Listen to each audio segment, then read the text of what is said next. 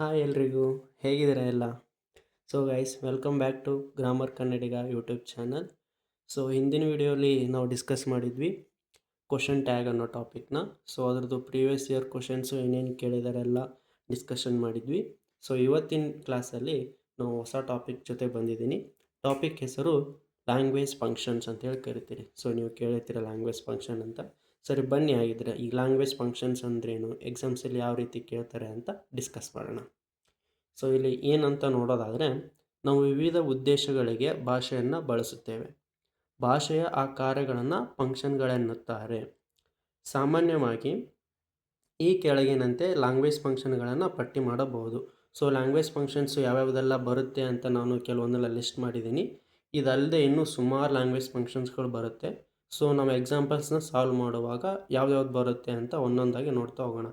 ಇವಾಗ ಸದ್ಯಕ್ಕೆ ಎಕ್ಸಾಂಪಲ್ಸ್ ನಿಮ್ಗೆ ಅರ್ಥ ಮಾಡಿಸೋಕ್ಕೋಸ್ಕರ ನೋಡೋದಾದರೆ, ಮೊದಲನೇದು ರಿಕ್ವೆಸ್ಟ್, ಕೋರಿಕೆ ಅಂತ ಬರುತ್ತೆ. ಅಂದರೆ ನಾವು ಇನ್ನೊಬ್ಬರನ್ನ ರಿಕ್ವೆಸ್ಟ್ ಮಾಡೋದು. ಲೈಕ್ ಎಕ್ಸಾಂಪಲ್, ಈಗ ಸೆಂಟೆನ್ಸಲ್ಲಿ ಏನು ಯೂಸ್ ಮಾಡಿರ್ತಾರೆ ಅಂದರೆ ಪ್ಲೀಸ್ ಅಂತ ಯೂಸ್ ಮಾಡಿರ್ತಾರೆ, can you open the door ಅಂತ ಇರುತ್ತೆ. ಸೊ ಇವೆಲ್ಲ ರಿಕ್ವೆಸ್ಟ್ ಥರ ಬರ್ತವೆ. ಇನ್ನು ಸೆಕೆಂಡ್ ಒನ್ನು ಅಡ್ವೈಸ್, ಉಪದೇಶ ಮಾಡೋದು. ಇದಕ್ಕೆ ಎಕ್ಸಾಂಪಲ್ಸ್ ಅಂದರೆ you should study well, you must follow the rules, ಈ ಥರ ಬರುತ್ತೆ. ಶುಡ್ ಯೂಸ್ ಮಾಡಿರ್ತಾರೆ, ಮಸ್ಟ್ ಯೂಸ್ ಮಾಡಿರ್ತಾರೆ, ಆ ಥರ ಬರುತ್ತೆ. ಇನ್ನು ಥರ್ಡ್ ಒನ್ ಏನಪ್ಪ ಅಂದರೆ ಸಜೆಷನ್, ಸಲಹೆ ಕೊಡೋದು. ಸಜೆಷನಲ್ಲಿ ಯಾವ ಥರ ಬರುತ್ತೆ ಅಂದರೆ example, why don't we study together, ನಾವು ಯಾಕಿಬ್ಬರು ಜೊತೆಗೆ ಓದಬಾರ್ದು, ಈ ಥರ ಸಜೆಷನ್ ಕೊಡೋದು, ಆ ಥರ ಬರುತ್ತೆ. ನೆಕ್ಸ್ಟ್ ಗೈಡೆನ್ಸ್, ಮಾರ್ಗದರ್ಶನ ಮಾಡೋದು. ಈಗ ನಮ್ಮ ಸ್ಕೂಲಲ್ಲಿ ಟೀಚರ್ಸು ಅದೆಲ್ಲ ಗೈಡೆನ್ಸ್ ಕೊಡ್ತಾರಲ್ಲ ಅದು. ಇನ್ನು ಇನ್ಸ್ಟ್ರಕ್ಷನ್, ಸೂಚನೆ ಅಂತ ಹೇಳಿ ಕರಿತೇವೆ. ಈಗ ಎಕ್ಸಾಂಪಲ್ಲು ನಿಮಗೆ ಯಾವುದಾದ್ರು ಎಕ್ಸಾಮ್ ಬರೆಯೋಕ್ಕೆ ಹೋದಾಗ ನಿಮಗೆ ಇನ್ಸ್ಟ್ರಕ್ಷನ್ಸ್ ಫಾಲೋ ಮಾಡೋಕ್ಕೆ ಹೇಳ್ತಾರಲ್ಲ ಅದು. ಇನ್ನು ಒಪಿನಿಯನ್, ಅಭಿಪ್ರಾಯ, ಇನ್ನೊಬ್ಬರ ಅಭಿಪ್ರಾಯವನ್ನು ತಗೊಳ್ಳೋದು. ನೋಟಿಸು, ಸೂಚನೆ. ಇಲ್ಲಿ ನೀವು ನೋಡ್ಬೋದು ಸಜೆಷನ್ನು, ಇನ್ಸ್ಟ್ರಕ್ಷನ್ನು, ನೋಟಿಸು ಆಲ್ಮೋಸ್ಟ್ ಎಲ್ಲ ಒಂದೇ ಥರ ಬರುತ್ತೆ.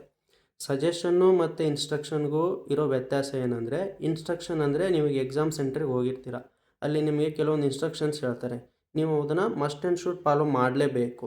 ಬಟ್ ಸಜೆಷನ್ ಹಂಗಲ್ಲ, ನೀವು ಸಜೆಷನ್ ನೀವು ಅದನ್ನು ಅಕ್ಸೆಪ್ಟ್ ಮಾಡ್ಬೋದು ಅಥವಾ ರಿಜೆಕ್ಟ್ ಮಾಡ್ಬೋದು. ಇವಾಗ ನಾನು ಸಜೆಷನ್ಗೆ ಏನು ಎಕ್ಸಾಂಪಲ್ ಕೊಟ್ಟೆ, why don't we study together, ನಾವು ಯಾಕಿಬ್ಬರು ಜೊತೆಗೆ ಓದಬಾರ್ದು. ನೀವು ಜೊತೆಗೆ ಓದ್ಲೂಬೋದು, ಓದ್ದೇನೂ ಇರ್ಬೋದು, ಅದು ನಿಮ್ಮ ಆಯ್ಕೆಗೆ ಬಿಟ್ಟಿರೋದು. ನೀವು ಚೂಸ್ ಆದರೂ ಮಾಡ್ಬೋದು, ರಿಜೆಕ್ಟ್ ಆದರೂ ಮಾಡ್ಬೋದು. ಆದರೆ ಇನ್ಸ್ಟ್ರಕ್ಷನ್ ಹಂಗಲ್ಲ, ಇನ್ಸ್ಟ್ರಕ್ಷನ್ನ ನೀವು ಫಾಲೋ ಮಾಡಲೇಬೇಕು.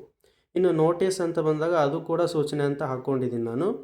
ಇನ್ಸ್ಟ್ರಕ್ಷನಲ್ಲಿ ಏನಿರುತ್ತೆ, ವರ್ಡ್ಸಲ್ಲಿರುತ್ತೆ, ಮಾತಲ್ಲಿ ಹೇಳ್ತಾರೆ, ನಿಮಗೆ ಇನ್ಸ್ಟ್ರಕ್ಷನ್ಸ್ ಕೊಡ್ತಾರೆ. ನೋಟಿಸ್ ಅಂದರೆ ಏನಂದರೆ ನಿಮಗೆ ರಿಟರ್ನ್ ಫಾರ್ಮಲ್ಲಿ ಇರುತ್ತೆ. ಈಗ ನಿಮ್ಮ ಸ್ಕೂಲಲ್ಲಿ ಯಾವ್ದು ನೋಟಿಸ್ ಬೋರ್ಡ್ ಅಂತ ಇರುತ್ತೆ, ಅಲ್ಲೊಂದು ನೋಟಿಸ್ ಹಾಕಿರ್ತಾರೆ. ಏನು ನೋಟಿಸ್ ಇರುತ್ತೆ, example school remain closed tomorrow, ನಾಳೆ ಸ್ಕೂಲ್ ಮುಚ್ಚಿರಲಾಗಿರುತ್ತದೆ ಅಂತೇಳಿ ನೋಟಿಸ್ ಹಾಕಿರ್ತಾರೆ. ಆ ಥರ ಇದ್ದಾಗ ಅದಕ್ಕೆ ನೋಟಿಸ್ ಅಂತೇಳಿ ಕರಿತೀವಿ. ಇನ್ನು ಇನ್ಫಾರ್ಮೇಷನ್, ಮಾಹಿತಿ, ಯಾವುದೋ ಒಂದು ಸ್ಥಳದ ಬಗ್ಗೆ ಅಥವಾ ಒಂದು ವ್ಯಕ್ತಿ ಬಗ್ಗೆ ಇನ್ಫಾರ್ಮೇಷನ್ ಕೊಡೋದು ಅಥವಾ ಮಾಹಿತಿ ಕೊಡೋದು. ಇನ್ನು ಆರ್ಡರ್, ಆದೇಶ, ಇದು ಪೊಲೀಸ್ಮೆನ್ನು ಕೋರ್ಟ್ಗಳಲ್ಲೆಲ್ಲ ಏನು ಆರ್ಡರ್ ಮಾಡ್ತಾರಲ್ಲ ಅದು ಆದೇಶ. ವಿಶ್, ಹಾರೈಕೆ, ಯಾರ್ಯಾರು ವಿಶ್ ಮಾಡೋದು. ಇನ್ನು ಅಗ್ರಿಮೆಂಟಲ್ಲಿ ಒಪ್ಪಿಗೆ ಅಂತ ಬರುತ್ತೆ. ಈಗ ಅವ್ರು ಹೇಳಿದ್ದಕ್ಕೆ ಇವರು ಒಪ್ಕೊಂಡ್ರೋ ಇಲ್ವೋ ಆ ಥರ ಬರುತ್ತೆ.